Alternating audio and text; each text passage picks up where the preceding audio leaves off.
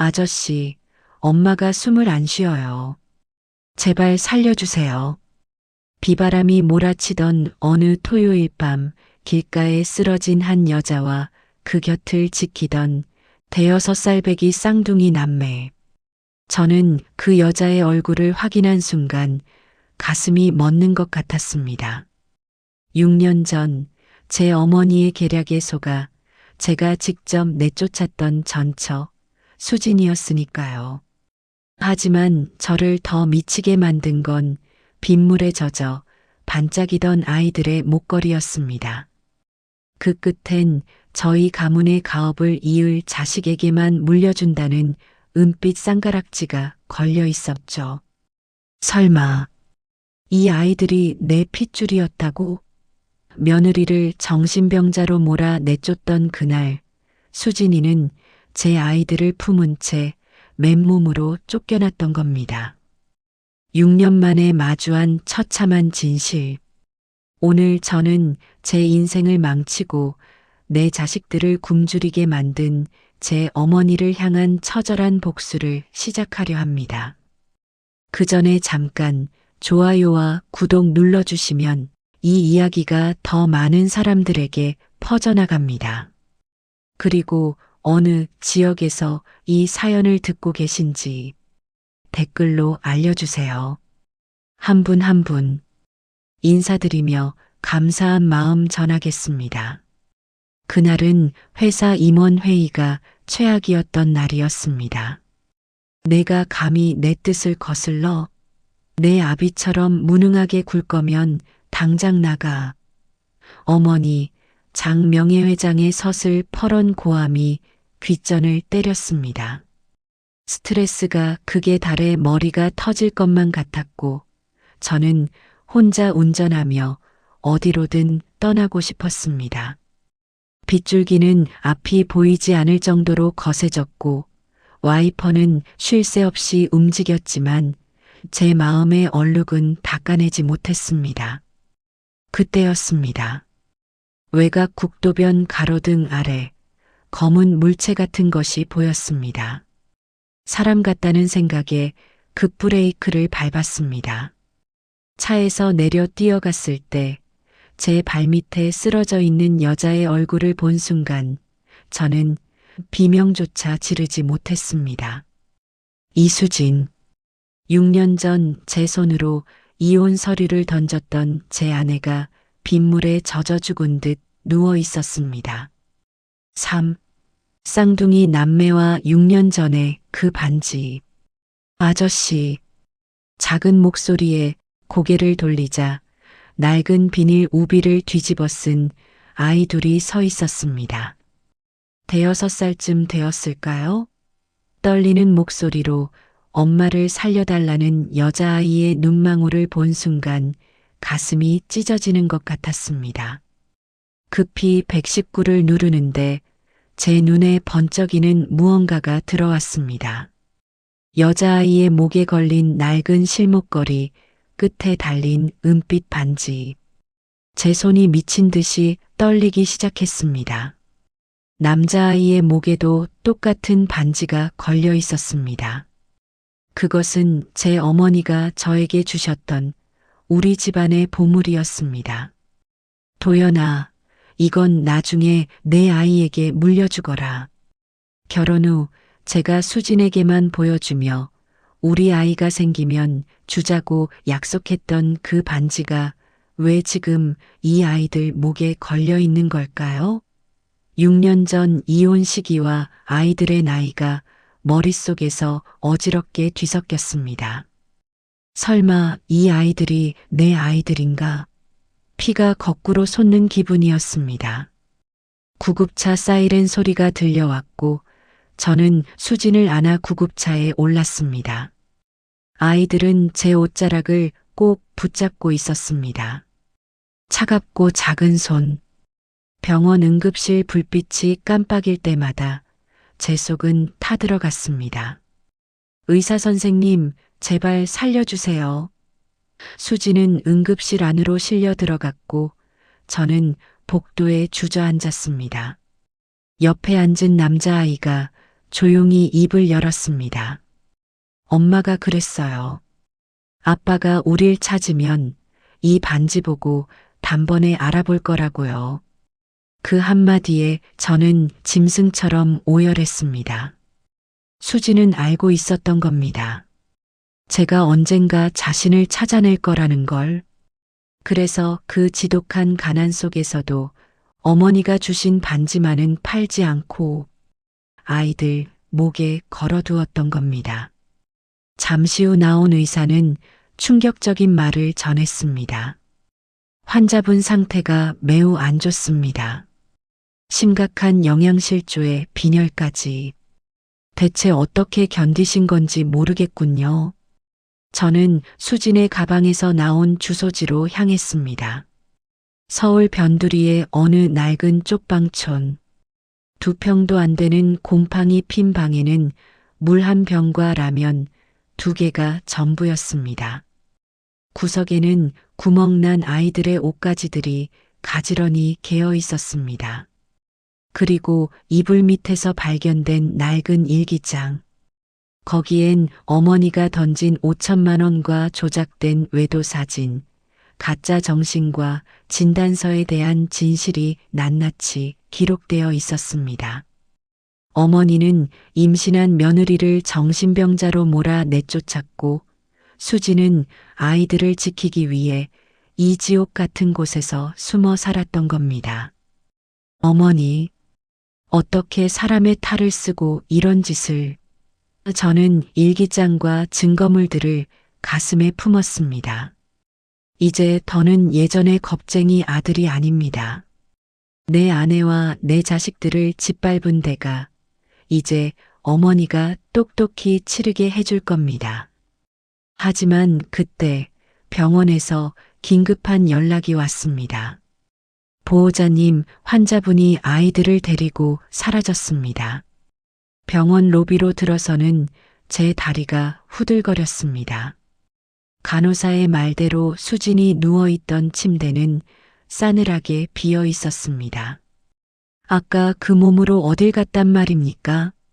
제 고함의 간호사는 겁에 질린 표정으로 택시를 타고 망우동 쪽으로 간 것 같다고만 답했습니다. 심장이 타 들어가는 것 같았습니다. 영양실조로 쓰러졌던 사람이 제대로 걷지도 못하는 몸으로 아이들을 데리고 도망치듯 사라지다니. 저는 다시 차를 몰아 그 지옥 같은 쪽방촌으로 향했습니다. 밤 공기는 차가웠고 가슴속은 죄책감으로 갈기갈기 찢겨나갔습니다. 6년 전 어머니의 말만 믿고 그녀의 손을 뿌리쳤던 제 모습이 환상처럼 눈앞을 스쳤습니다. 현우 씨, 제발 내 말 좀 들어줘요. 나 아니에요. 정말 아니란 말이에요. 그때 수진이가 울부짖으며 매달리던 그 손을 저는 더럽다는 듯이 털어냈었습니다. 그 대가가 지금 이 처참한 숨바꼭질이라니 하늘이 저를 벌하시는 게 분명했습니다. 가파른 계단을 뛰어 올라가 수진의 방 앞에 섰습니다. 숨을 고르며 문에 귀를 댔습니다. 안에서 낮은 흐느낌과 아이들의 가녀린 목소리가 들려왔습니다. 엄마, 배고파? 아까 그 아저씨가 맛있는 거 사준다고 했는데. 아들의 말에 수진이 억눌린 소리로 대답했습니다. 서준아, 서연아. 미안해. 엄마가 미안해. 그런데 그 아저씨는 무서운 사람이야. 우리를 데려가서 헤어지게 할지도 몰라. 그 말을 듣는 순간 제 가슴은 무너져 내렸습니다. 제가 무서운 사람이라니. 그녀에게 저는 이제 사랑했던 남편이 아니라 아이들을 뺏으러 온 저승사자나 다름없었던 겁니다. 저는 떨리는 손으로 문을 두드렸습니다. 수진아, 나야. 현우야. 제발 문 좀 열어줘. 안은 순식간에 정적에 휩싸였습니다. 가세요. 제발 우리 앞에 나타나지 마세요. 문 너머 수진의 목소리는 비명에 가까웠습니다. 저는 복도 바닥에 주저앉아 문을 사이에 두고 빌었습니다. 내가 다 알았어. 어머니가 꾸민 짓이라는 거 내 일기 보고 다 알았단 말이야. 그러자 문이 아주 조금 열렸습니다. 틈 사이로 보이는 수진의 눈은 초점을 잃은 채 떨리고 있었습니다. 알면 뭐가 달라지는데요? 이미 6년이 지났고 내 인생은 쓰레기통에 처박혔는데 당신 어머니가 사람 시켜서 나 찾아다닐 때 당신은 뭐 했어?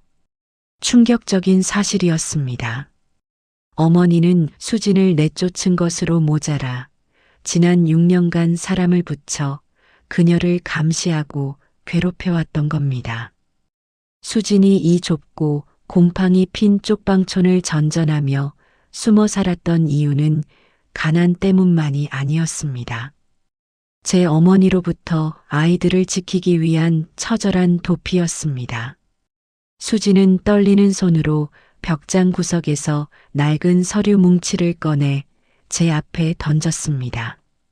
그 안에는 어머니가 보낸 협박 편지와 수진을 정신병원에 강제로 입원시키려 했던 시도들이 기록되어 있었습니다. 현우 씨, 당신 어머니는 괴물이에요. 나한테서 애들 뺏어가려고 내가 죽어야 끝난다고 했단 말이에요. 수지는 결국 자리에 주저앉아 오열했습니다. 저는 그녀를 안아주고 싶었지만 제 손이 닿으려 할 때마다 그녀는 소스라치게 놀라며 뒤로 물러났습니다. 그 모습이 더 가슴 아팠습니다. 제가 믿었던 어머니가 제 아이들의 할머니라는 사람이 갓 태어난 손주들과 며느리를 죽음의 문턱까지 밀어붙였다는 사실이 믿기지 않았습니다. 저는 결심했습니다. 이제는 도망치지 않겠다고. 수진아, 약속할게. 내 목숨을 걸고 너랑 애들 지킬 거야. 어머니? 아니, 장 회장 그 여자. 내가 반드시 무너뜨릴게. 제 눈빛에서 진심을 읽었는지 수진의 떨림이 조금은 잦아들었습니다. 하지만 그때였습니다. 복도 끝에서 구두 소리가 들려왔습니다. 어머니가 보낸 검은 양복의 사내들이었습니다. 이수진 씨, 회장님께서 기다리십니다. 아이들 내놓으시죠. 사내들이 수진의 팔을 거칠게 잡아 끌려던 순간 저는 그들의 앞을 막아섰습니다. 지금 뭐하는 짓들이야? 사내들은 저를 보고 당황한 듯 멈칫했습니다. 부사장님, 이건 회장님 지시입니다. 방해하지 마십시오. 저는 그들의 뺨을 사정없이 후려갈겼습니다. 회장 지시? 이젠 내 지시를 들어라. 당장 내 눈앞에서 꺼져. 그리고 장 회장한테 가서 전해. 이제 당신 아들은 죽었고 당신을 파멸시킬 적만 남았다고. 사내들이 물러가고 저는 겁에 질린 아이들을 품에 안았습니다. 서준이와 서연이는 제 품에서 파르르 떨고 있었습니다. 아빠, 아빠 맞아요? 아이들의 부름에 저는 대답 대신 뜨거운 눈물을 흘렸습니다. 이제 복수의 시간입니다. 저는 비서에게 전화를 걸어 지시했습니다. 지금 당장 변호사단 소집해. 그리고 장 명예회장의 비자금 장부, 6년 전 세무조사 자료 다 가져와. 전쟁 시작이야. 하지만 다음 날 아침 회사 게시판에는 저를 부사장직에서 해임한다는 공고가 붙었습니다.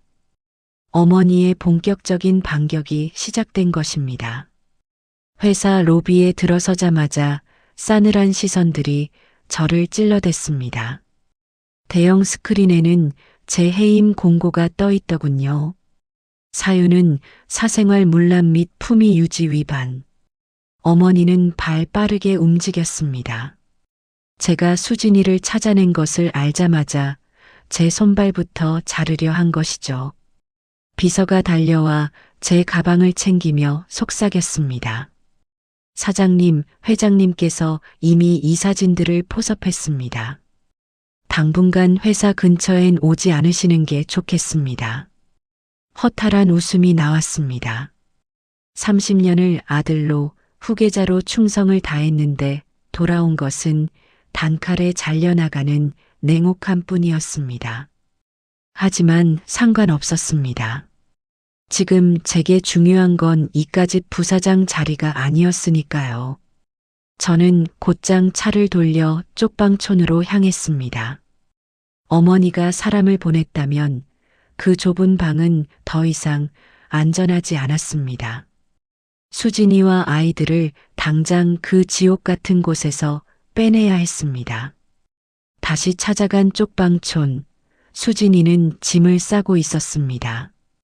제가 나타나자 그녀는 낡은 가방을 꽉 움켜쥐며 경계 어린 눈빛을 보냈습니다. 또 왜 왔어요? 당신 때문에 그 사람들이 또 올 텐데 우리 보고 어디로 가라는 거예요? 수진의 목소리는 갈라져 있었습니다. 저는 말없이 그녀의 손에서 가방을 뺏어 들었습니다. 나 믿지 마. 나 증오해도 돼. 그런데 애들 생각해서 일단 여기서 나가자. 내가 지킬게. 수진이는 제 눈을 한참이나 바라보았습니다. 6년 전 자신을 차갑게 외면했던 그 눈동자와 지금의 제 눈동자가 어떻게 다른지 확인하려는 것 같았습니다. 이윽고 그녀의 어깨에서 힘이 빠졌습니다. 서준아, 서연아. 아저씨 따라가자.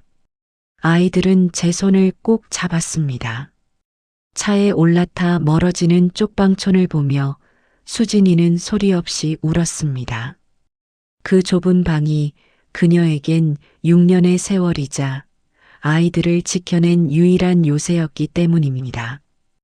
아이들을 제가 미리 구해둔 안전한 거처에 들여보낸 뒤 휴대폰이 울렸습니다.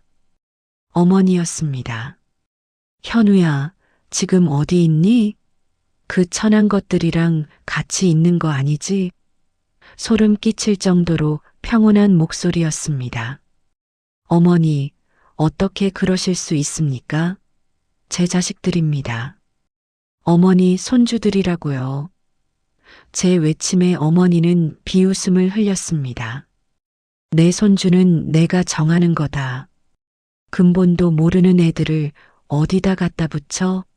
당장 그 애들 내놓고 회사로 들어와서 무릎 꿇어. 그럼 해임은 면해줄 테니. 어머니에게 아이들은 그저 치워버려야 할 오점일 뿐이었습니다. 어머니, 전 이제 어머니 아들 안 합니다. 제 가족들 굶고 병들 때 어머니가 누린 그 부귀영화, 제가 전부 무너뜨릴 겁니다. 전화를 끊고 나니 온몸이 떨렸습니다. 이제 정말 돌아갈 다리는 끊어졌습니다. 하지만 제 곁에는 곤히 잠든 쌍둥이 남매와 초췌한 모습으로 아이들을 지키고 선 수진이가 있었습니다. 저는 다시 한번 주먹을 꽉 쥐었습니다. 저는 수진이가 모아두었던 일기장과 서류들을 다시 정밀하게 살피기 시작했습니다. 수진이가 정신병자로 몰렸던 결정적인 이유는 정신과 전문의의 소견서와 외도 목격자 때문이었습니다. 저는 제 비선 라인을 가동해 그 당시 소견서를 써준 의사와 목격자를 추적했습니다. 놀랍게도 그 의사는 이미 어머니의 재단에서 운영하는 병원의 원장으로 승진해 있었습니다. 더 충격적인 것은 외도 사진 속의 남자가 어머니의 운전기사였던 사람의 아들이라는 사실이었습니다. 모든 것이 연극이었습니다. 어머니는 시나리오를 쓰고 사람들을 매수해 수진이를 추락시킨 것입니다. 저는 그 운전기사의 아들을 찾아내기 위해 사람을 풀었습니다. 현우 씨, 그거 찾아서 뭐 하게요? 장 회장님은 법 위에 있는 사람이에요. 수진이가 걱정스러운 듯 말했습니다. 저는 수진의 손을 잡았습니다. 아니, 법보다 무서운 게 진실이야. 내가 당신한테 진 빚, 이렇게라도 갚을게. 밤을 새워 서류를 뒤지던 중 수진이가 간직하고 있던 또 다른 물건을 발견했습니다. 그것은 어머니가 수진을 내쫓으며 건넸던 5천만 원의 이체 내역서였습니다. 단순한 이체 내역인 줄 알았는데 보내는 이의 계좌번호가 생소했습니다. 회사 공식 계좌도 어머니의 개인 계좌도 아니었습니다. 바로 어머니가 20년간 숨겨온 차명 비자금 계좌였습니다. 수진이는 이 내역서가 언젠가 칼이 될 줄 알고 소중히 간직해왔던 겁니다. 저는 무릎을 탁 쳤습니다. 이거였어. 어머니의 숨통을 끊을 수 있는 건 바로 이거야. 횡령과 배임, 그리고 세금 탈루. 이 계좌 하나면 어머니의 제국을 무너뜨릴 수 있었습니다. 하지만 그때 밖에서 수상한 차 소리가 들렸습니다. 어머니의 추적팀이 예상보다 빨리 움직이기 시작한 것입니다. 수진아, 애들 데리고 뒷문으로 나가. 어두운 밤, 저희 가족의 도망은 다시 시작되었습니다. 과연 저는 이 비자금 장부를 들고 안전하게 이사회를 소집할 수 있을까요? 뒷문으로 빠져나와 칠흑 같은 어둠 속을 달렸습니다. 등 뒤로는 어머니의 수아들이 비추는 서치라이트 불빛이 짐승의 눈처럼 번뜩였습니다. 수진이는 아이들의 손을 잡고 간신히 발을 떼고 있었지만 그녀의 숨소리는 이미 정상의 범위를 벗어나 있었습니다. 수진아, 조금만 더 힘내. 거의 다 왔어. 제가 수진의 허리를 감싸 안았을 때 제 손바닥에 닿은 그녀의 체온은 얼음장처럼 차가웠습니다. 결국 수진이는 차 문을 열기도 전에 제 품으로 쓰러졌습니다. 엄마, 엄마 일어나. 서준이와 서연이의 울음소리가 빗소리에 섞여 울려 퍼졌습니다. 저는 미친 듯이 차를 몰아 근처 대학병원으로 향했습니다. 거울 속 제 모습은 피눈물을 흘리는 괴물 같았습니다. 6년 전 내 아내를 지키지 못했던 무능함이 환청이 되어 비웃는 것 같았거든요. 병원에 도착해 그녀를 들것에 싣고 보내는 제 손은 멈추지 않고 떨리고 있었습니다. 응급실 복도는 차가운 정적만이 감돌았습니다. 한참 뒤 나온 의사의 얼굴은 어두웠습니다. 환자분 상태가 예상보다 훨씬 심각합니다. 재생 불량성 빈혈입니다. 골수가 제 기능을 못해서 혈액을 만들지 못하고 있어요. 의사의 말은 날카로운 칼이 되어 제 가슴을 도려냈습니다. 방법이 없습니까? 제 물음에 의사는 고개를 저었습니다. 지금 당장 골수 이식을 하지 않으면 길어야 한 달입니다. 적합한 기증자를 찾아야 하는데 시간이 너무 촉박하군요. 한 달. 수진이가 아이들을 위해 버텨온 6년의 대가가 고작 한 달이라는 시한부 선고라니요. 저는 벽을 치며 울부짖었습니다. 어머니는 그녀를 정신적으로 죽이려 했고 가난은 그녀를 육체적으로 갉아먹었습니다. 그리고 저는 그 모든 과정을 방관한 공범이었습니다. 선생님, 제 거 검사해 주세요.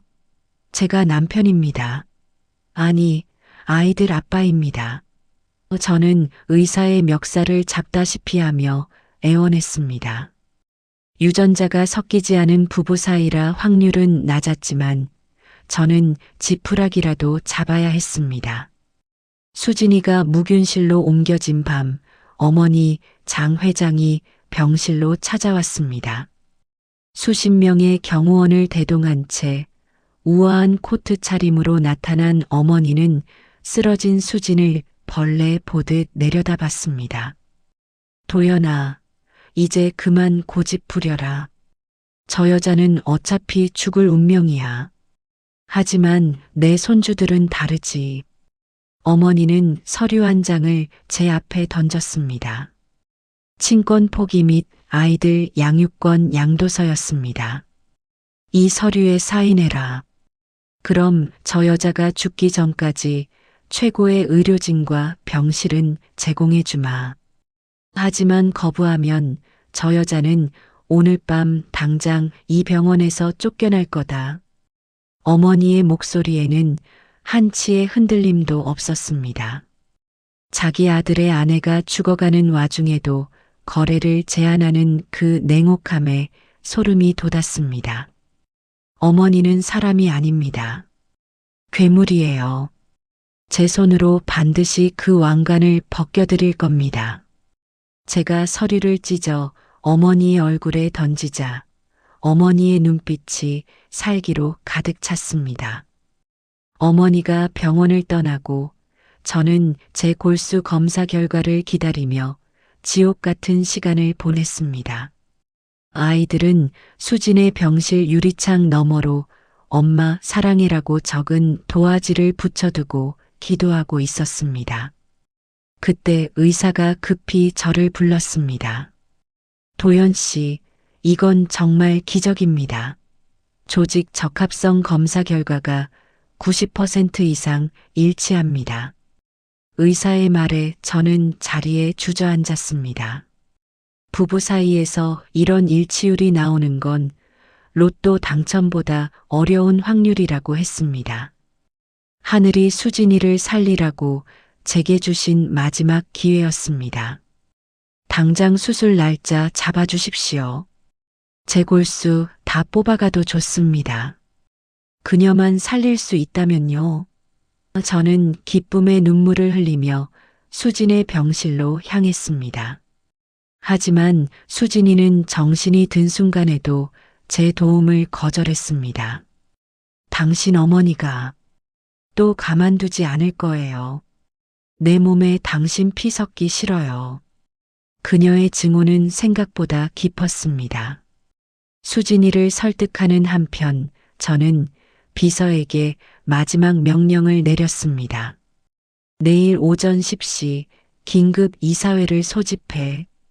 안건은 장미선 회장의 해임안이다. 저는 수진이가 보관해온 차명 계좌 내역과 6년 전 증거 조작 자료들을 이사들의 개인 메일로 전부 발송했습니다. 이것은 제 목숨을 건 도박이었습니다. 수술대에 올라 골수를 뽑는 그 순간 제 사회적 생명도 함께 걸기로 한 것입니다. 수술 당일 아침 병원 복도에는 장 회장의 비서실 직원들이 들이닥쳤습니다. 이사회를 막으려는 어머니의 마지막 발악이었습니다. 부사장님, 회장님께서 당장 본가로 들어오라고 하십니다. 수술은 안 됩니다. 저는 수술복 차림으로 그들 앞에 섰습니다. 가서 전해라. 지금 내가 주는 이 골수가 당신이 저지른 죄악을 씻어낼 유일한 속죄라고. 마취제가 들어가며 의식이 흐려지는 순간 저는 창밖을 보았습니다. 이제 몇 시간 뒤면 6년간 이어온 어머니의 독재가 무너질 것입니다. 하지만 수술실 문이 닫히는 순간 복도 끝에서 들려온 비명소리. 아이들에게 무슨 일이 생긴 걸까요? 수술실의 차가운 천장이 눈에 들어왔습니다. 전신마취의 기운이 채 가시기도 전 저는 본능적으로 무균실 쪽을 바라봤습니다. 수진이는요? 제 물음에 간호사는 수술이 성공적이었다며 안심시켰습니다. 하지만 안도는 찰나였습니다. 병실 밖에서 비서의 다급한 목소리가 들려왔습니다. 사장님, 큰일 났습니다. 회장님께서 사람들을 보내 서준이와 서연이를 강제로 차에 태워갔습니다. 그 소리를 듣는 순간 수술 부위의 극심한 통증도 잊은 채 침대에서 몸을 일으켰습니다. 어머니는 제가 수술대에 있는 틈을 타 아이들을 납치해 간 것이었습니다. 어머니, 끝까지 이렇게 나오시겠다니. 저는 링거줄을 거칠게 뽑아버렸습니다. 피가 바닥으로 뚝뚝 떨어졌지만 상관없었습니다. 사장님, 지금 움직이시면 위험합니다. 의사의 만류를 뿌리치고 저는 휠체어에 몸을 실었습니다. 비서실장, 지금 당장 회사로 갑니다. 이사회 예정대로 진행해. 회사 15층 이사회실. 장미선 회장은 상석에 앉아 승리의 미소를 짓고 있었습니다. 제 회의만이 가결되기 직전 육중한 이사회실 문이 열렸습니다. 휠체어를 타고 환자복 위에 코트만 걸친 제가 나타나자 이사들은 경악하며 자리에서 일어났습니다. 어머니의 얼굴이 순식간에 하얗게 질렸습니다. 도연아, 내가 여기가 어디라고. 당장 병원으로 돌아가라. 저는 휠체어를 밀어 어머니 정면 앞에 섰습니다. 어머니, 제가 죽기를 바라셨습니까? 아니면 제가 없는 사이에 제 아이들을 빼서 당신의 꼭두각시로 만들려 하셨습니까? 이사들이 웅성거리기 시작했습니다. 아이들이라니요? 부사장님, 그게 무슨 말씀이십니까? 저는 떨리는 손으로 서류 가방에서 USB 하나를 꺼내 테이블 위에 던졌습니다. 오늘 안건은 제 해임이 아니라 장미선 회장의 횡령 및 증거 조작에 대한 고발입니다. 대형 스크린에 수진이가 6년간 모아온 증거들이 하나둘씩 나타났습니다. 차명 계좌의 돈 흐름, 정신과 의사에게 거액을 송금한 내역, 그리고 합성사진 제작 업체와의 계약서까지 이사들의 입에서 탄식이 터져나왔습니다. 회장님, 이게 정말 사실입니까? 며느리를 내쫓으려고 이런 짓까지 하셨단 말입니까? 어머니는 책상을 내리치며 소리쳤습니다. 조작이야. 다 저 여자가 꾸며낸 가짜라고. 저는 차갑게 웃었습니다. 조작인지 아닌지는 검찰에서 판단할 겁니다.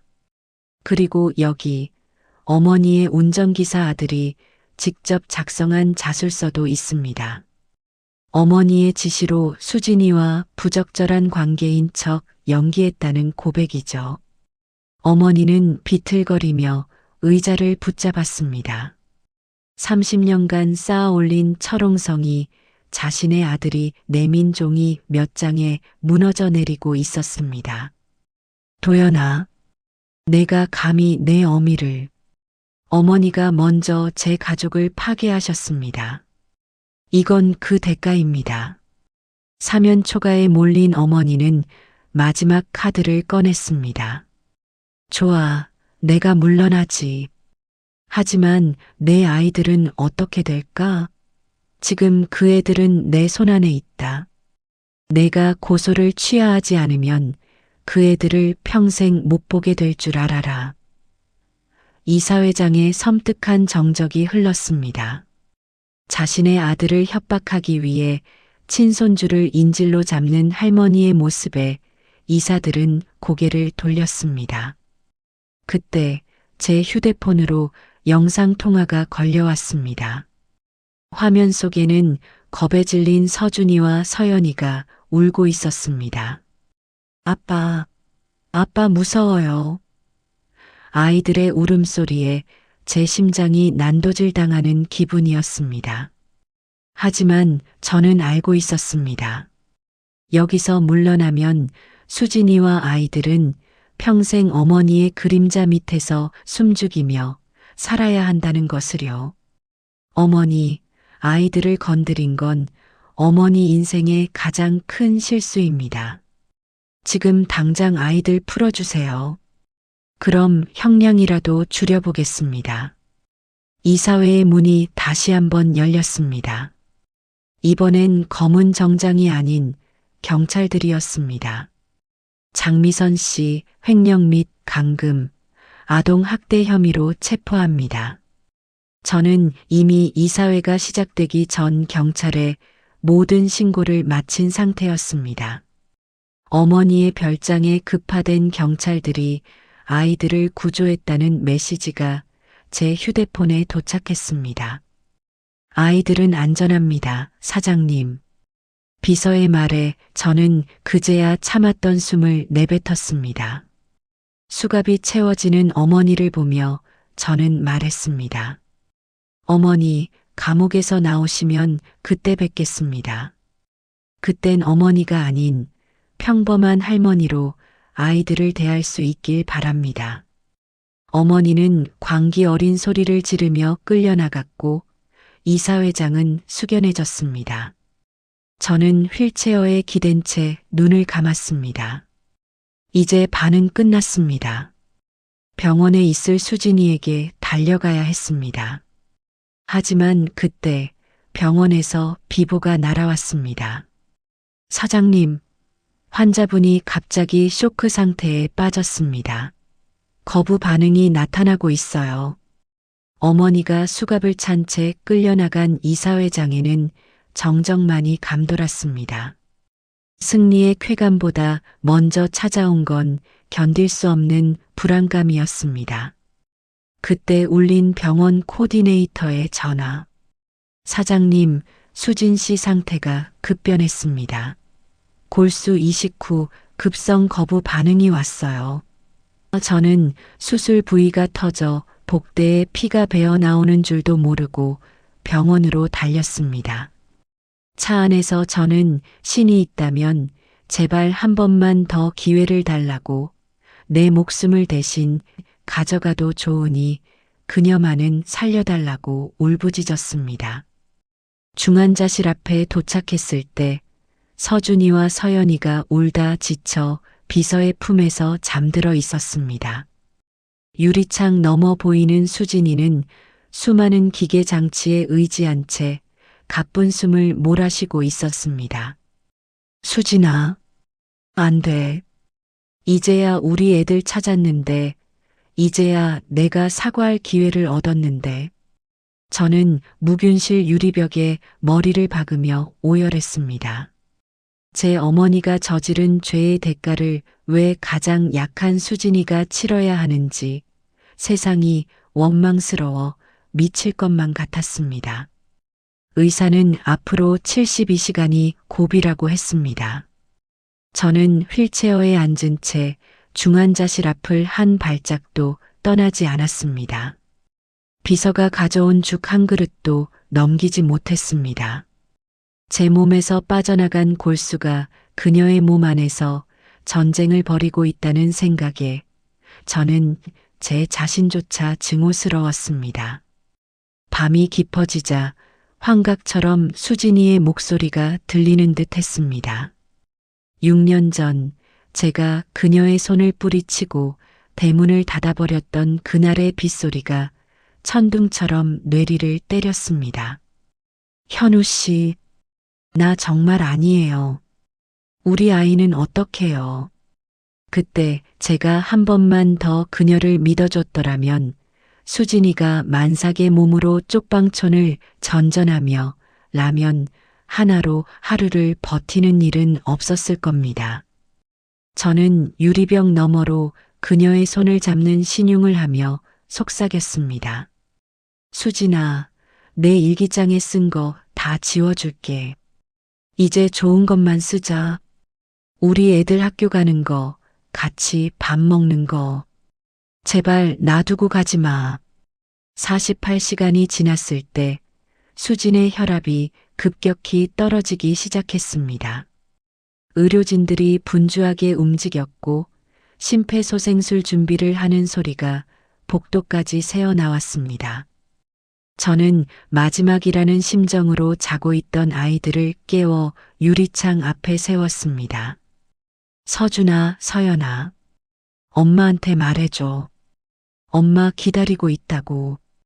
아이들은 영문도 모른 채 울먹이며 유리창에 손을 댔습니다. 엄마, 서연이 여기 있어요. 엄마랑 같이 새집 가서 맛있는 거 먹기로 했잖아요. 엄마 일어나요. 아이들의 간절한 외침이 무균실 안으로 전해진 걸까요? 멈출 것 같던 심박동 수치가 미세하게 요동치기 시작했습니다. 수진의 감긴 눈꺼풀이 파르르 떨렸고 기계음이 조금씩 안정을 찾아갔습니다. 의사는 고개를 갸웃거리며 말했습니다. 이건 의학적으로 설명하기 힘든 의지입니다. 환자분이 살려고 발버둥을 치고 있어요. 저는 아이들을 껴안고 바닥에 주저앉아 감사 기도를 올렸습니다. 사흘째 되는 날 아침, 수진이가 마침내 눈을 떴습니다. 일반 병실로 옮겨진 뒤에도 그녀는 한참 동안 저를 멍하니 바라보았습니다. 저는 그녀의 수척해진 손을 조심스럽게 잡았습니다. 수진아, 나 보여? 수진이는 힘겹게 입을 열었습니다. 현우 씨, 꿈 아니죠? 우리 애들은요? 아이들이 살아있고 어머니는 처벌을 받게 될 거라는 제 말에 그녀의 눈에서 굵은 눈물이 흘러내렸습니다. 미안해. 수진아, 6년 동안 내가 지옥에 널 던져놨어. 죽을 때까지 사죄해도 부족한 거 알아. 제 사과에 수진이는 고개를 돌렸습니다. 용서한다는 말은 못하겠어요. 당신이 미워서 죽고 싶었던 날이 하루 이틀이 아니니까. 하지만 우리 애들 아빠로 돌아와 준 건 고마워요. 비록 차가운 말이었지만 고맙다는 그 한마디가 제 가슴에 박힌 대못을 조금은 뽑아주는 것 같았습니다. 수진이 기운을 차릴 무렵 비서가 하얗게 질린 얼굴로 병실을 찾아왔습니다. 사장님, 큰일 났습니다. 회장님이 구속된 틈을 타서 친인척들이 주식을 매집하고 경영권을 찬탈하려고 합니다. 어머니의 탐욕스러운 동생들, 즉, 제 외삼촌들이 회사를 통째로 삼키기 위해 움직이기 시작한 것이죠. 그들은 수진이와 아이들의 존재를 부정하며 저를 다시 한번 사생활 문제로 끌어내리려 했습니다. 수진이는 침대에서 제 손을 꼭 잡았습니다. 현우 씨, 이제 도망치지 마요. 우리를 위해서라도 당신 자리를 지켜요. 저는 수진의 이마에 입을 맞추며 다짐했습니다. 걱정 마. 이제는 뺏기는 삶은 끝났어. 내가 당신과 아이들의 울타리가 될 거야. 저는 비서에게 차를 대기시키라고 명했습니다. 어머니와의 싸움이 끝나자마자 더 추악한 하이에나들과의 전쟁이 시작된 것입니다. 과연 저는 회사와 가족, 2마리 토끼를 모두 지켜낼 수 있을까요? 어머니가 구속되자마자 집안은 풍비박산이 난 게 아니라 오히려 탐욕스러운 잔치상이 차려졌습니다. 제 외삼촌인 장석구 전무는 기다렸다는 듯이 긴급 이사회를 열고 제 직무를 정지시키려 했습니다. 현우야, 내가 정에 휘둘려 회사를 이 지경으로 만들었으니 이제 집안 어른인 내가 나서야 하지 않겠니? 병원 로비까지 들이닥친 외삼촌의 아나무인 격인 태도에 저는 실소를 금치 못했습니다. 그들은 수진이를 정신 이력이 있는 여자로 다시 한번 몰아세우며 제 아이들의 정통성까지 공격했습니다. 어디서 근본도 모르는 애들을 데려와서 장씨 가문 대를 잇겠다고 그래. 외삼촌의 폭언이 병실 밖까지 울려 퍼졌습니다. 저는 휠체어에서 일어나 외삼촌의 멱살을 잡았습니다. 수술 부위가 터질 듯한 통증이 느껴졌지만 지금 물러서면 수진이와 아이들은 또다시 길거리로 나앉아야 했습니다. 외삼촌, 입 조심하세요. 그 근본이 바로 제 피고 이 회사의 미래입니다. 외삼촌이 떠난 뒤 수진이는 떨리는 손으로 제 소매를 붙잡았습니다. 예전 같았으면 겁에 질려 숨었을 그녀였지만 이번엔 달랐습니다. 현우 씨, 나 때문에 당신이 가진 걸 다 잃게 할 순 없어요. 내가 직접 이사회에 나가겠어요. 수진의 단호한 말에 저는 깜짝 놀랐습니다. 안 돼. 당신 몸도 아직 회복 안 됐고 저 사람들은 괴물들이야. 수진이는 링거를 꽂은 손으로 제 손을 꽉 쥐었습니다. 6년 전엔 도망쳤지만 이제는 내 자식들이 보고 있어요. 내가 정신병자가 아니라는 거, 우리 아이들이 당신의 당당한 자식이라는 거, 내 입으로 똑똑히 말할 거예요. 수진의 눈에는 예전의 나약함 대신 아이들을 지키려는 어머니의 강인함이 서려 있었습니다. 저는 그런 수진을 보며 결심했습니다. 그녀를 더 이상 뒷방의 숨은 피해자로 두지 않겠다고 말이죠. 이사회 당일 외삼촌은 이미 승리를 확신한 듯 상석 근처를 서성이고 있었습니다. 주주들과 이사들은 술렁였습니다. 그때 회의실 문이 열리고 제가 들어섰습니다. 그리고 제 옆에는 환자복이 아닌 우아하고 기품 있는 수트를 입은 수진이가 있었습니다.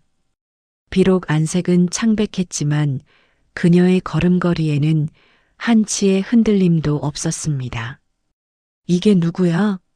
이사회장이 무슨 동창회장인 줄 아나? 외삼촌이 비아냥거렸습니다. 저는 무겁게 서류 가방을 내려놓았습니다. 장석구 전무님, 오늘 안건은 제 직무 정지가 아니라 전무님의 공금 횡령 및 주가 조작 혐의에 대한 해임안입니다. 회의실은 순식간에 아수라장이 되었습니다. 저는 수진이가 쪽방촌에서부터 몰래 모아온 어머니와 외삼촌이 주고받았던 비밀 자금 세탁 내역을 화면에 띄웠습니다. 외삼촌이 서류를 집어 던지며 수진이를 향해 소리쳤습니다. 이 미친 여자가 어디서 가짜 서류를 가져와서 난리야. 당장 끌어내. 그 순간 수진이가 마이크를 잡았습니다. 제가 미쳤다고요? 네, 미쳤었죠. 당신들이 제 아이들을 뺏으려 하고 저를 길거리로 내몰았을 때 미치지 않고는 견딜 수 없었습니다. 하지만 여기 이 서류들은 제한 맺힌 6년의 기록입니다. 수지는 차분하지만 서슬 퍼런 목소리로 외삼촌이 법인을 통해 사적으로 유용한 별장과 외제차 리스트를 하나하나 읊었습니다. 이사들은 수진의 당당한 태도와 완벽한 증거 앞에 압도당했습니다. 저는 이 회사의 안주인으로서 그리고 장씨 가문의 적통을 이을 아이들의 엄마로서 제안합니다. 회사를 좀먹는 이 하이에나들을 당장 이 자리에서 영구 제명해 주십시오. 주주들의 박수가 터져 나왔습니다. 외삼촌 일가는 현장에서 보안 요원들에게 끌려나갔습니다. 어머니에 이어 외삼촌까지 저를 억눌러 왔던 모든 그림자가 거치는 순간이었습니다. 이사회가 끝나고 텅 빈 회의실에서 수진이는 제 어깨에 머리를 기댔습니다. 현우 씨, 나 잘했죠? 저는 수진이를 꼭 안아주었습니다. 고마워, 수진아. 당신이 우리 가정을 구했어. 그날 저녁 저희는 처음으로 새 집에서 아이들과 함께 식탁에 앉았습니다. 소박한 된장찌개와 밥이었지만 쪽방촌에서 라면 한 그릇을 나눠 먹던 그때와는 비교할 수 없는 행복이 서려 있었습니다. 아이들은 아빠가 최고야. 엄마는 여왕님 같아. 라며 제잘거렸습니다. 하지만 행복한 식사 시간도 잠시 대문 밖에서 낯선 남자가 초종을 눌렀습니다. 그는 검찰에서 보낸 수사관이었습니다. 진현우 씨, 장미선 회장님의 추가 진술 때문에 긴급 조사가 필요합니다. 어머니가 감옥 안에서 마지막 발악으로 저를 공범으로 물어기신 작전을 시작한 것입니다. 평화로운 식탁을 덮친 수사관들의 등장은 마른 하늘의 날벼락 같았습니다. 어머니 장 회장은 구속된 상태에서도 저를 가만두지 않았습니다. 내가 시킨 게 아니다.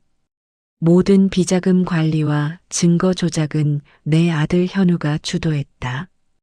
어머니는 가명을 조건으로 저를 공범으로 지목한 것이었죠. 수진이와 아이들이 보는 앞에서 수사관들에게 연행되는 제 심정은 참담하기 그지없었습니다. 현우 씨, 수진이의 비명 같은 부름을 뒤로하고 검찰청 조사실에 앉았습니다. 어머니는 변호인을 통해 제게 메시지를 보냈습니다. 지금이라도 수진이와 애들을 버리고 내 편에 서라. 그러면 증언을 번복해 주마. 감옥 안에서도 어머니는 저를 자신의 소유물로 여기고 있었습니다. 하지만 어머니는 몰랐습니다. 제가 이미 당신의 아들이기를 포기했다는 사실을요. 조사실에 마주 앉은 어머니는 수의를 입고서도 기품을 잃지 않으려 애쓰고 있었습니다. 현우야, 이게 다 너를 위한 거다.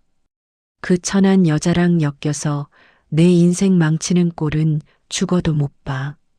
저는 차갑게 웃었습니다.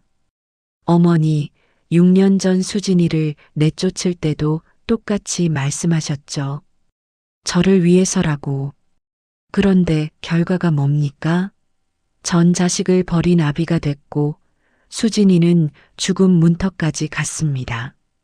저는 준비해온 녹취록을 수사관 앞에 내려놓았습니다. 거기엔 어머니가 비서에게 현우에게 죄를 뒤집어 씌워서라도 내가 나가야겠다고 지시한 음성이 고스란히 담겨 있었습니다. 어머니의 얼굴이 일순간 무너져 내렸습니다. 내가 어떻게 이걸? 저는 어머니를 똑바로 바라봤습니다. 어머니가 제 인생을 지옥으로 만들 때 전 어머니를 지키려 했던 제 진심을 버렸습니다. 이제 법대로 하시죠. 제가 검찰 조사를 받는 동안 몸도 다 회복되지 않은 수진이가 직접 검찰청을 찾아왔습니다. 그녀는 참고인 신분으로 진술실에 앉아 6년간의 기록을 담담히 증언했습니다. 진현우 씨는 아무 죄가 없습니다. 오히려 저를 살리려고 자기 골수까지 내준 사람입니다. 장 회장이 제 남편에게 죄를 뒤집어 씌우려는 건 끝까지 가족을 파괴하려는 악행일 뿐입니다. 수진의 진심 어린 증언과 제가 제출한 녹취록 덕분에 저는 무혐의로 풀려날 수 있었습니다. 검찰청 정문을 나설 때 밖에서 기다리던 수진이가 저를 꽉 껴안았습니다. 현우 씨, 이제 정말 끝난 거죠? 저는 그녀의 어깨를 감싸 쥐었습니다. 그래, 이제 그 누구도 우리를 갈라놓지 못해. 어머니는 결국 무고죄까지 더해져 중형을 피할 수 없게 되었습니다. 집으로 돌아온 저는 어머니가 그토록 소중히 여기던 본가의 대문을 열었습니다. 그리고 그곳에 있던 어머니의 모든 흔적을 치우기 시작했습니다. 어머니가 수진이를 무시하며 휘둘렀던 권위의 상징물들을 창고로 보냈습니다. 수진아, 이제 여기가 우리 집이야. 내가 주인이고 우리 애들이 뛰어놀 마당이야. 수진이는 6년 전 눈물로 쫓겨났던 그 집 거실에 다시 섰습니다. 감개무량한 표정으로 집안을 둘러보던 그녀가 제 손을 잡았습니다. 현우 씨, 나 이 집이 무서웠는데 이제는 당신이랑 애들 온기로 채워볼게요. 아이들은 넓은 정원을 뛰어다니며 우와, 우리 집 진짜 크다 라고 소리쳤습니다. 이제야 비로소 엉킨 실타래가 풀리는 기분이었습니다. 모든 게 제자리를 찾는 줄 알았습니다.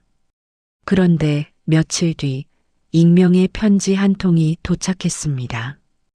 편지 안에는 6년 전 수진이가 쫓겨나던 날의 블랙박스 영상 칩이 들어 있었습니다. 영상 속에는 어머니 말고도 수진이를 차에 태워 강제로 보냈던 또 다른 인물의 얼굴이 선명하게 찍혀 있었습니다. 그 인물은 다름 아닌 지금까지 제 곁에서 저를 돕는 척했던 제 가장 친한 친구이자 회사의 법무팀장이었습니다. 현우 씨, 왜 그래요? 무슨 일 있어요? 수진이가 걱정스럽게 물었지만 저는 대답할 수 없었습니다. 가장 믿었던 사람이 어머니의 첩자였다니. 소름 끼치는 반전에 제 손이 다시 떨리기 시작했습니다. 과연 이 남자의 진짜 목적은 무엇일까요? 제 가장 절친한 친구이자 회사의 법무팀장인 강준석. 그는 제가 어머니와 싸울 때마다 제 곁을 지키며 위로하던 놈이었습니다. 하지만 제 손에 들린 블랙박스 영상 속 준석은 제가 알던 사람이 아니었습니다. 6년 전 비바람이 치던 그날 밤 겁에 질린 수진이를 차 뒷좌석으로 거칠게 밀어 넣으며 어머니에게 보고하던 준석의 서늘한 미소. 저는 구역질이 올라오는 것을 간신히 참았습니다. 현우야, 장 회장님 추가 기소건은 내가 잘 마무리하고 있어. 너무 걱정 마. 사무실로 들어와 태연하게 커피를 내미는 준석의 손을 보는 순간 저는 그 손목을 꺾어버리고 싶은 충동을 느꼈습니다. 하지만 여기서 터뜨리면 놈은 또 빠져나갈 겁니다. 저는 아무것도 모르는 척 웃으며 놈에게 더 큰 미끼를 던지기로 했습니다. 준석아, 고맙다. 역시 너밖에 없어. 이번에 회장님 비자금 계좌 정리하는 거 내가 전적으로 맡아줘. 놈의 눈이 탐욕으로 번뜩이는 것을 저는 놓치지 않았습니다. 저는 은밀히 사설 탐정을 고용해 준석의 뒤를 캤습니다. 그리고 밝혀진 진실은 제 상상보다 훨씬 추악했습니다. 6년 전 수진이를 쫓아내라고 어머니를 부추긴 건 다름 아닌 준석이었습니다. 그는 대학 시절부터 수진이를 남몰래 짝사랑해왔고 제가 수진이와 결혼하자 질투심에 눈이 멀어 어머니와 손을 잡았던 겁니다. 이수진을 현우 옆에서 떼어내 주시면 제가 평생 회장님의 충견이 되겠습니다. 놈은 수진이가 쫓겨난 뒤 그녀가 쪽방촌을 전전할 때 나타나 구원자인 척 접근하려 했습니다. 하지만 수진이가 끝까지 자신을 거절하고 아이들을 지키며 숨어버리자 준석은 분노하여 수진이의 위치를 어머니에게 계속 보고하며 그녀를 고사시켰던 겁니다. 수진이가 6년 동안 겪은 그 지옥 같은 가난 뒤에는 어머니의 잔인함뿐만 아니라 이 남자의 뒤틀린 집착이 있었습니다. 진실을 알게 된 수진이는 제 품에서 온몸을 떨었습니다. 준석 씨가 그 사람이 내 위치를 다 알고 있었다고요? 어쩐지 내가 어디로 도망쳐도 금방 사람들이 들이닥치더라니. 수진이는 공포에 질려 눈물을 흘렸습니다. 저는 수진의 어깨를 감싸 안으며 낮게 은조렸습니다. 미안해, 수진아. 내 주변에 그런 괴물이 있는 줄도 모르고 형제처럼 지냈어. 내가 그놈 지옥 끝까지 밀어 넣어줄게. 저는 준석이 관리하던 비자금 계좌에 가짜 함정을 팠습니다. 놈이 비자금을 빼돌려 해외로 도주하려는 계획을 세우고 있다는 것을 역이용한 것이죠. 저는 일부러 준석에게 중요한 자금 세탁용 서류라며 조작된 자료를 넘겼고, 놈은 그것이 제 파멸의 열쇠인 줄 알고 덥석 물었습니다. 뱀 같은 놈을 잡으려면 더 독한 뱀이 되어야 했습니다. 준석이 비자금 300억을 해외 유령 회사로 빼돌리려던 결전의 날, 그는 공항 귀빈실에서 와인을 마시며 승리의 미소를 짓고 있었습니다. 그때 제가 그 방으로 걸어 들어갔습니다. 준석은 당황한 듯 했지만 이내 가증스러운 미소를 띄었습니다. 현우야, 여긴 웬일이야? 저는 말없이 노트북을 열어 6년 전 블랙박스 영상을 틀었습니다. 준석의 얼굴이 순식간에 흑빛으로 변했습니다. 이건 오해야, 현우야. 장 회장님이 시켜서 어쩔 수 없이. 아니, 내가 먼저 제안했잖아. 내 아내를 쫓아내면 네 개가 되겠다고. 저는 준석의 얼굴에 와인을 끼얹었습니다. 내가 해외로 빼돌렸다고 믿는 그 300억, 사실은 4개인 횡령 증거로 검찰에 자동 전송됐어. 지금쯤 내 집과 사무실은 압수수색 중일 거다. 귀빈실 문이 열리고 수사관들이 들이닥쳤습니다. 준석은 제 발밑에 엎드려 빌었습니다. 현우야, 한 번만 살려줘. 우리가 함께한 세월이 있잖아. 저는 놈의 손을 냉정하게 뿌리쳤습니다. 우리가 함께한 세월보다 수진이가 쪽방촌에서 흘린 눈물이 훨씬 더 길어.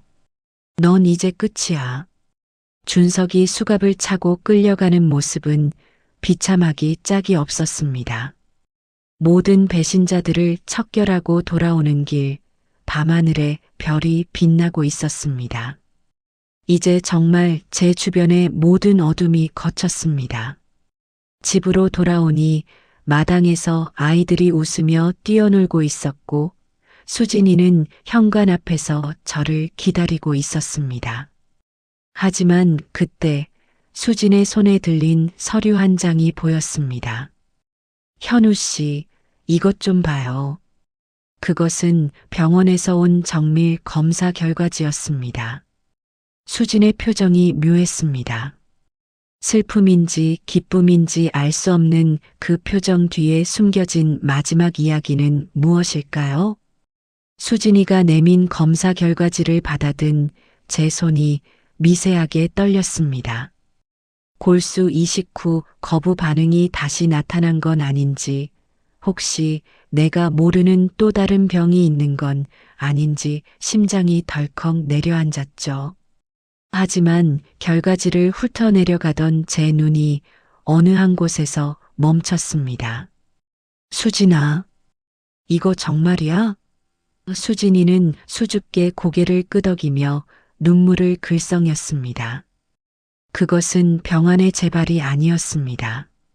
바로 새로운 생명이 우리에게 찾아왔다는 소식이었습니다. 기적이래요. 이 몸으로 임신은 힘들 줄 알았는데 우리에게 세 번째 천사가 왔어요. 6년 전 차가운 빗속에서 쫓겨나며 가슴에 묻어야 했던 아픔이 새로운 축복으로 돌아온 것입니다. 저는 수진이를 번쩍 안아들고 마당을 돌았습니다. 서준이와 서연이도 무슨 영문인지 모르면서도 아빠 최고를 외치며 주위를 뱅뱅 돌았습니다. 비바람만 가득했던 우리 집에 드디어 진짜 햇살이 비치기 시작했습니다. 수진이의 안정을 위해 잠시 미뤄두었던 일을 마무리하러 교도소 면회실을 찾았습니다. 화려한 보석과 명품 수트 대신 푸른색 수의를 입은 어머니는 한 달 사이에 몰라보게 야위어 있었습니다. 도끼는 여전했지만 그 눈빛에는 형용할 수 없는 허무함이 서려 있었죠. 도연아, 결국 내가 이겼구나. 내 제국을 무너뜨리고 그 천한 여자와 아이들을 선택한 기분이 어떠니? 저는 담담하게 어머니를 바라봤습니다. 어머니, 제가 이긴 게 아니라 어머니가 스스로 지신 겁니다. 수진이가 셋째를 가졌습니다. 어머니에겐 또 다른 손주가 생긴 거죠. 어머니의 눈동자가 흔들렸습니다. 손주? 그래, 장씨 가문의 핏줄이 또 생겼다는 거구나. 끝까지 가문과 핏줄을 운운하는 어머니를 보며 저는 마지막 인사를 건넸습니다. 어머니가 그토록 소중히 여기던 가문, 제가 이제 사랑으로 다시 세우겠습니다. 부디 그곳에서 당신이 잃어버린 게 무엇인지 천천히 생각해 보세요. 배신자 강준석은 횡령과 증거 조작 혐의로 중형을 선고받았습니다. 놈은 감옥에서도 저에게 용서를 구하는 편지를 수십 통 보냈지만 저는 단 한 통도 읽지 않고 쓰레기통에 던졌습니다. 하지만 수진이는 달랐습니다. 그녀는 준석이 수진의 행방을 숨겨줬던 짧은 순간들에 대해 그 마음조차 비뚤어진 집착이었을 뿐이라며 담담히 마무리를 지었습니다. 현우 씨, 이제 누군가를 미워하는데 내 에너지를 쓰고 싶지 않아요. 그 시간에 우리 애들 한 번 더 안아줄래요? 수진의 그 깊은 마음이 저를 부끄럽게 만들었습니다. 그녀는 쪽방촌에서의 6년을 단순한 고통이 아니라 아이들을 지켜낸 훈장으로 여기고 있었습니다. 저는 수진과 함께 우리가 살던 그 낡은 망우동 쪽방촌을 다시 찾았습니다. 그곳의 가난한 이웃들에게 쌀과 생필품을 전달하며 수진이가 가장 힘들 때 유일하게 손을 내밀어줬던 옆방 할머니께 큰 절을 올렸습니다. 할머니, 저희 수진이 챙겨주셔서 정말 감사합니다. 벚꽃이 흐드러지게 핀 어느 주말, 우리는 소박하지만 세상에서 가장 아름다운 결혼식을 올렸습니다. 화려한 호텔 예식장이 아니라 우리 집 앞마당에서 아이들과 가까운 지인들만 모시고 진행했죠. 서준이와 서연이가 화동이 되어 꽃바구니를 들고 앞장섰고 저는 6년 전 전해주지 못했던 은빛 쌍가락지를 수진의 손가락에 끼워주었습니다. 수진아, 늦어서 미안해. 그리고 내 곁에 살아있어줘서 고마워. 남은 평생은 너와 우리 아이들의 웃음소리만 들리게 해줄게. 제 고백에 하객들은 박수를 보냈고 수진이는 세상에서 가장 행복한 미소를 지으며 제 품에 안겼습니다. 이제 더 이상 비바람은 두렵지 않았습니다. 우리 네 식구 그리고 곧 태어날 셋째까지 5 식구가 서로의 손을 꼭 잡고 있는 한 그 어떤 폭풍우도 우리를 무너뜨릴 수 없음을 알기 때문입니다. 시간이 흘러 수진이는 건강한 아들을 순산했고 저는 회사를 전문 경영인 체제로 전환한 뒤 가족들과 더 많은 시간을 보내고 있습니다. 가끔 어머니의 소식이 들려오지만 이제 제 마음속엔 분노 대신 연민이 자리 잡았습니다. 최고의 복수는 어머니를 파멸시키는 것이 아니라 어머니가 그토록 부정했던 우리 가족이 세상에서 가장 행복하게 사는 모습을 보여주는 것이라는 걸 깨달았으니까요. 여보, 서준이가 오늘 학교에서 100점 맞았대요. 수진의 외침에 저는 하던 일을 멈추고 거실로 뛰어나갑니다. 아이들을 품에 안고 수진의 이마에 입을 맞추는 이 순간, 저는 비로소 완성된 인생을 느낍니다. 시청자 여러분, 긴 이야기 들어주셔서 감사합니다. 여러분의 인생에도 어떤 비바람이 몰아치더라도 반드시 찬란한 봄날이 찾아올 거라는 걸 잊지 마세요. 저희 가족처럼요.